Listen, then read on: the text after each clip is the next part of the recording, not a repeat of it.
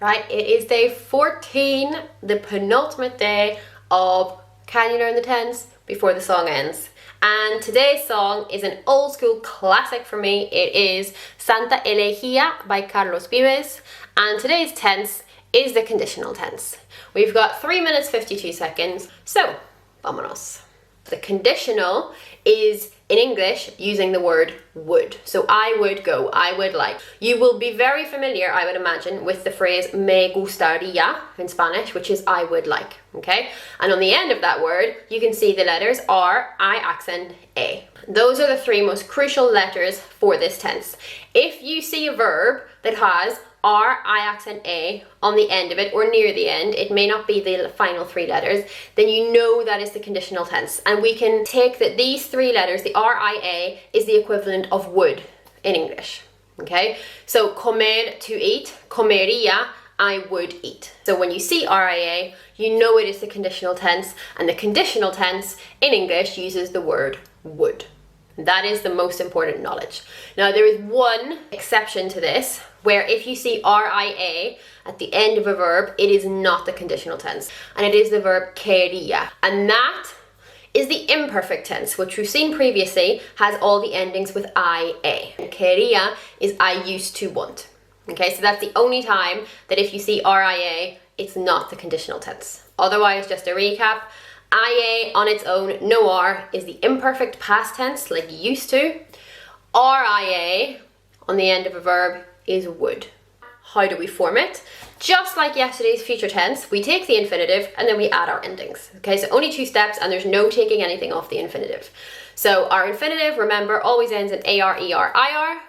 And then our endings for the conditional tense will always include the letters IA, and they are as follows. So if I would do the action, I add ia.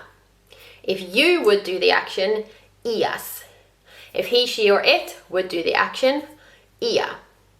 If we would do the action, íamos. If you all would do the action, iais. And if they would do the action, ian. Okay? And the R, because I've just been going on about how there's always an R, the R is not part of the ending that you add. The R is there because you're adding the endings onto the infinitive. Okay? So, an example verb. Let's go with the verb to buy, comprar. So, compraría, I would buy. Comprarías, you would buy. Compraría, he, she, or it would buy. Compraríamos, we would buy. Compraríais, you all would buy. And comprarían, they would buy. So, final step, as always, is to now just put this into practice with 3 examples. 1 AR, 1 ER, 1 IR. So the AR example we're going to use is cambiar, to change, because this is a verb we often use in speaking exams, like I would change this. So if cambiar means to change, como se dice, I would change. Cambiaría, muy bien. And como se dice, we would change. Cambiaríamos. Excelente. Okay, an ER verb as an example. I would eat, como se dice? Comería, muy bien. And we would eat? Comeríamos. Excelente. Right, final example, an IR verb, and we're going to go with the verb reducir, because again, this can come up like, I would reduce this. So, if reducir means to reduce, como se dice, I would reduce?